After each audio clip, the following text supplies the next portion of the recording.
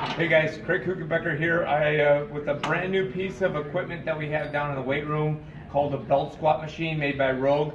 So what I want to do is a quick instructional video on some of the safety features of it and different variations that we can do, different exercises that we can do with it. So with the belt just simply goes around the hips.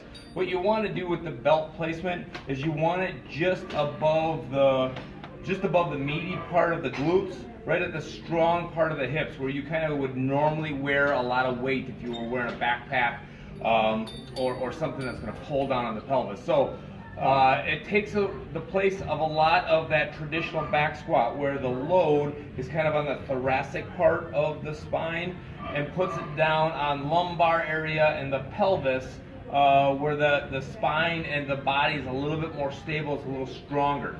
For the belt squat itself, you have a safety catch right here, and I'll show you how to take that safety catch out and put it back in place.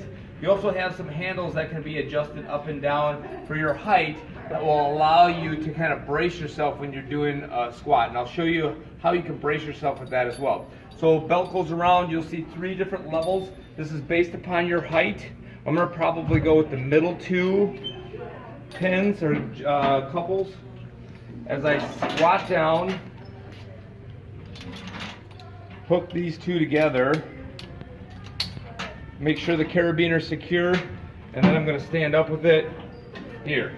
So I stood up, that gave me some distance from the weight and the safety catch. I'm just going to simply pull the safety catch back and out of the way. So here's an example of how I can use that as I sit back, creating more of a hip dominant exercise with this squat. As I sit back, I'm using the guide here, these railings as a guide. As I sit back, normal belt squat. I can take my stance real close together and do a close stance squat. I can take my stance real far apart, maybe even rotate my toes out and do almost this sumo style or this wide stance squat. A couple of the other things that I can do with this machine is I can march in place. So if I want to use it to kind of get my heart rate up, if I'm preparing for a sport where I use my movement, I can take that march in place into a lateral step back and forth. I can also step down off the platform, down, down, up, up. As I walk through that movement, if I add more plates to this platform, that increases the height, making that a little bit bigger. I can do a split stance into this lunge position where I drop that back knee down, switch legs, or even switch in between every repetition. I can also rotate, I'll rotate this way so you can see. I can rotate right on it, having that attachment point straight down as I do the split squats that way as well.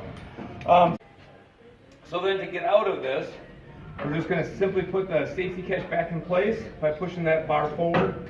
Now that takes the weight off of me and allows me to squat down a little bit and take this belt off. I can also add different devices on to do things like a stiff leg deadlift here. You can do almost your traditional deadlift here. I could back off the platform and even do something like a bent over row. Walk forward, put the safety catch back on, and I'm done with that. So a pretty versatile machine, a lot of compound movements that you can do with that. To add on to some of those compound movements. All right, and then to add on to a lot of these compound movements that we're doing, we can start incorporating lower body with upper body. So we can do something where we did a squat and maybe a shoulder press. Squat it down and shoulder press. If we go back to that split stance again, we can do that lunge and then that bicep curl. Switching legs. So we can do a lot of compound movements where we're incorporating a lower body, grabbing a set of dumbbells so we can hit the upper body too. All right, let us know what you think of this piece of equipment, guys.